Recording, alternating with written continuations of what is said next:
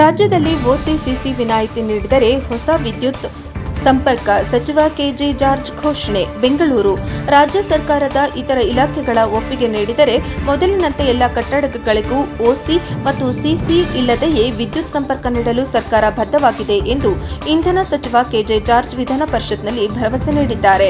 ವಿಧಾನ ಪರಿಷತ್ನ ಪ್ರಶ್ನೋತ್ತರ ಅವಧಿಯಲ್ಲಿ ಬಿಜೆಪಿಯ ಡಾ ಎಂಜಿ ಮುಳೆ ಅವರು ಸ್ಮಾರ್ಟ್ ಮೀಟರ್ ಅಳವಡಿಕೆ ಹಾಗೂ ಹೊಸ ವಿದ್ಯುತ್ ಸಂಪರ್ಕಕ್ಕೆ ವಿಧಿಸಲಾಗಿರುವ ಕಠಿಣ ಷರತ್ತುಗಳ ಬಗ್ಗೆ ಪ್ರಶ್ನಿಸಿದರು. ಇದಕ್ಕೆ ಉತ್ತರಿಸಿದ ಸಚಿವರು, ಈ ಹಿಂದೆ ಓಸಿ ಮತ್ತು ಸಿಸಿ ಇಲ್ಲದೆಯೇ ವಿದ್ಯುತ್ ಸಂಪರ್ಕ ನೀಡಲಾಗುತ್ತಿತ್ತು.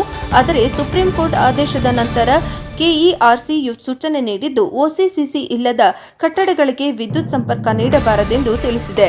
ಆದ್ದರಿಂದ ಪ್ರಸ್ತುತ ನಿಯಮ ಪಾಲನೆ ಮಾಡಲಾಗುತ್ತಿದೆ.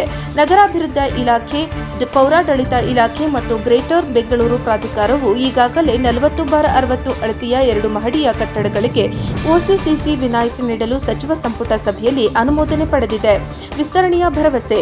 ಇದೇ ಮಾದರಿಯಲ್ಲಿ ಎಲ್ಲ ಕಟ್ಟಡಗಳಿಗೂ ಸಂಬಂಧಪಟ್ಟ ಇಲಾಖೆಗಳು ವಿನಾಯಿತಿ ನೀಡಿದರೆ ಮೊದಲಿನಂತೆ ಸುಲಭವಾಗಿ ವಿದ್ಯುತ್ ಸಂಪರ್ಕ ಕಲ್ಪಿಸಲು ಇಂಧನ ಇಲಾಖೆ ಸಿದ್ಧವಿದೆ ಎಂದು ಸಚಿವರು ಸ್ಪಷ್ಟಪಡಿಸಿದ್ದಾರೆ.